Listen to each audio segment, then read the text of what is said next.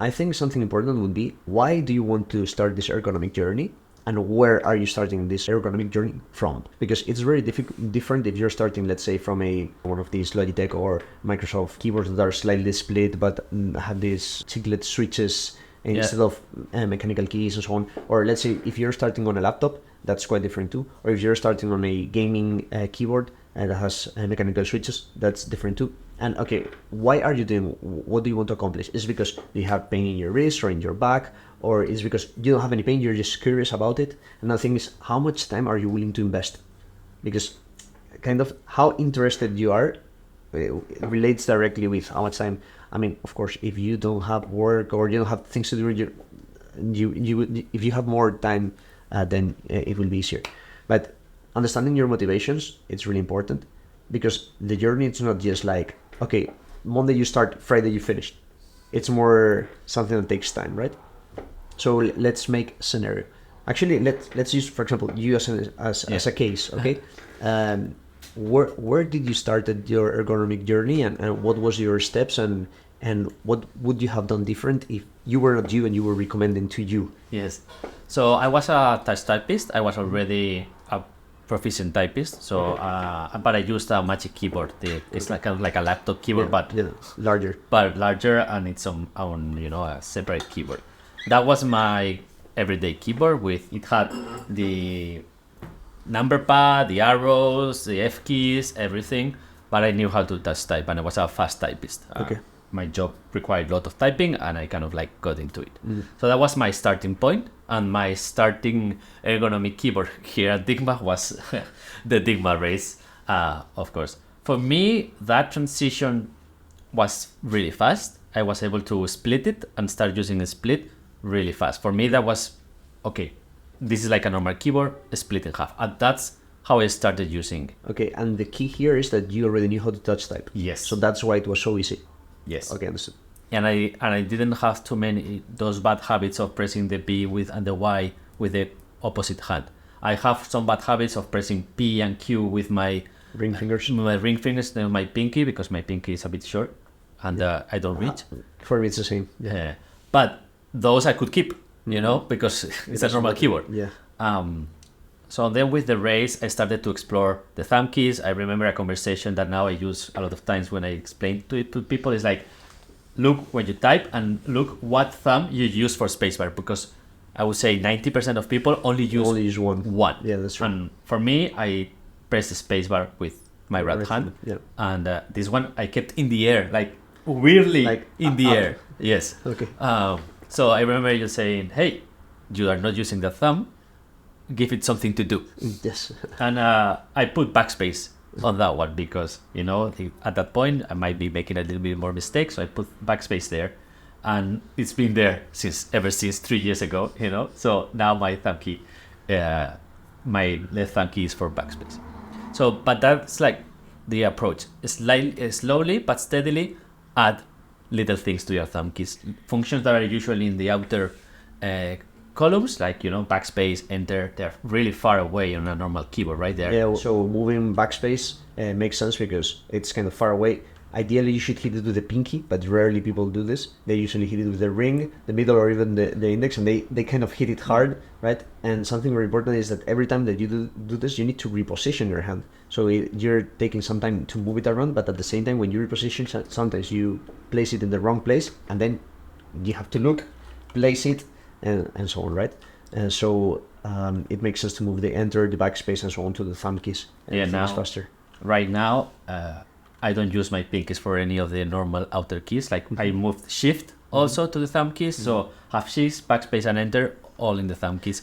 Okay, and this process of reassigning these modifiers and so on to the thumb keys, how long it took for you since you started with the split and so on? Moving enter and backspace was super easy, and then also some layers for the arrows, and so the arrows I have them like here. So that was fast because I didn't like the idea of moving my hand to the arrow key, so that was really fast. The only one that took me a little bit more time, because it was kind of like hardwired in my brain, and something that you surprisingly use more than you think, is shift. Okay. I hated shift with my pinky. I had to, kind of like move my hand there to the corner, and it really hurt. And so I moved it to my thumb key. The same one as backspace. If I hold it, is shift. Okay. That took me like a couple of weeks of actively. I deleted shift from where it should be. That was an empty key, and I forced myself. And you were still hitting it. Yes, I hit it, and they said, "Okay, no, don't do that." So that was as usually the trick when I learned the back. Now I have backspace here, but I don't use it. It's just if in anyone's need, it's there. Okay. But when you learn, I removed the keys that I didn't want to use in the outer columns. I just removed them and put them in the thumb key, kind of forcing you to use them. Okay, so then your ergonomic journey started by, you were already touch type, so you split it. Then you started moving the easier keys that have a high frequency usage on the right side, the backspace and enter, and then you started moving the modifiers. Yes. Okay, and I guess at some point you created more layers, or you added, let's say, I don't know, a numpad or not, or like how it continued. Yeah, I think I also moved command to the key that was next to backspace. So that one there on the Defy.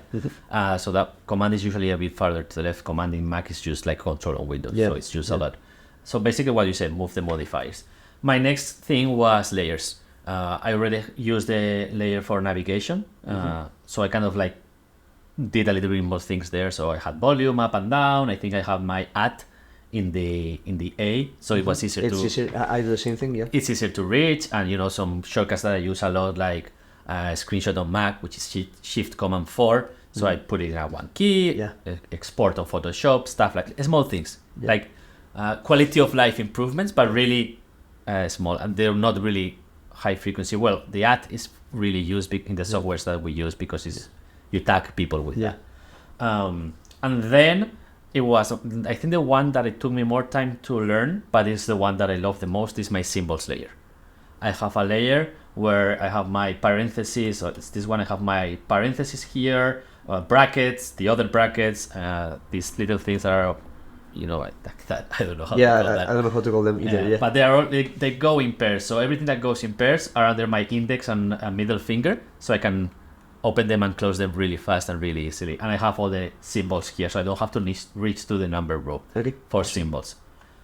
That was my kind of like third layer. And my fourth layer is the number pad layer.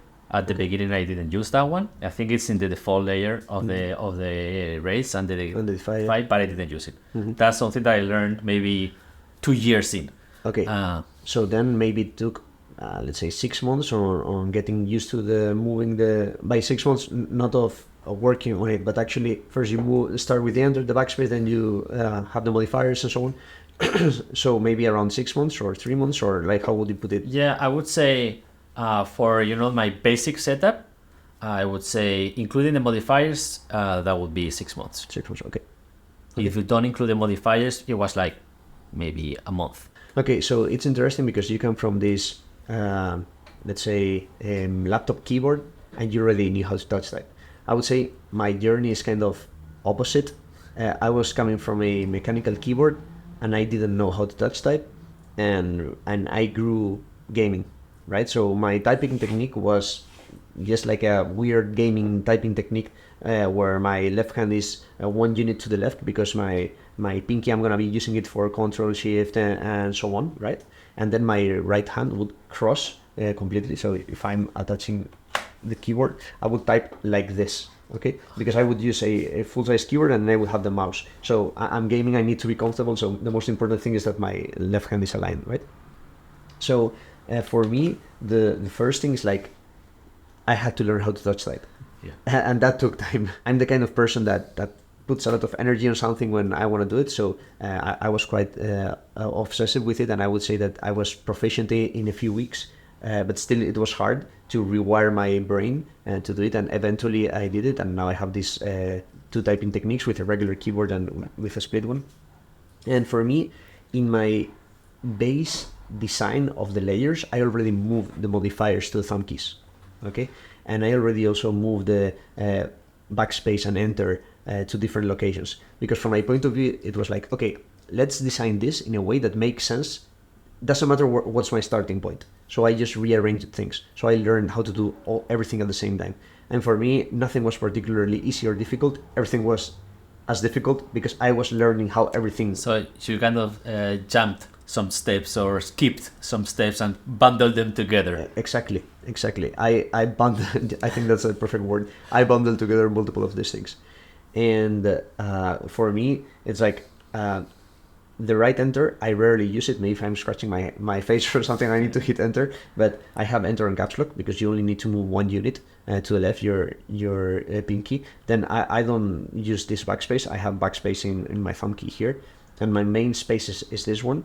I rarely use, I have a second one here, but again, maybe it's if I'm, again, my hand is on the mouse, for example. Yeah. So I have in this case I'm using Mac, but when I was using Windows, same thing. I have my Shift and my Control and my Alt keys. So Control in the case of Mac Command, of course. So I have all my modifiers together. And for me, this transition wasn't particularly difficult, and it's so comfortable. I really enjoy it. And then I was working with the Raise or using the Raise for a few years until we had the Defy. And then I had to do this transition to Columnar. And I would say that once you know how to touch type, the transition is not so difficult. In my head, or the weird things that happen to me is like my right hand moves one unit to the right. So that's one of the things. And then my Z, X, C, V, those keys are particularly challenging to hit. Those are the most difficult for Columnar. I don't know, maybe it's because the right hand, the way that the keyboard is staggered on a normal staggered keyboard, which is like this, we cheat a lot with the C and the X. You actually press it with your index, not with your middle finger. Many people do that. And when you move to Columnar, then you try to do that, and then you find it in the middle. It's not, there's no key there, it's in the middle. So those keys were here, you would cheat and move like that, because the keyboard is slanted that way, and you cheat the opposite way. And I actually use a Defy at home and a Raise in the office, so I'm switching between them constantly.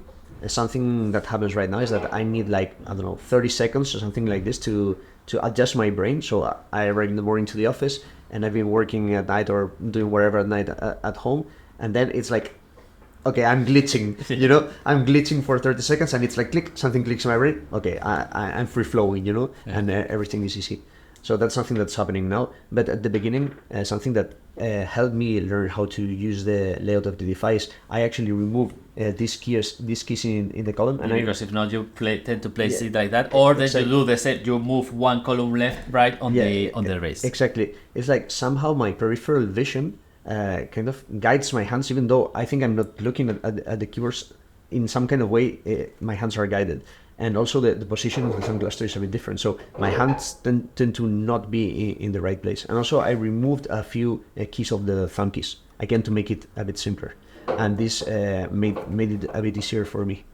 And now I would say I'm proficient in both. It's easy for me. And I have different layers, like the core layers are the same, but I have slight modifications on both keyboards, and I can use them comfortably.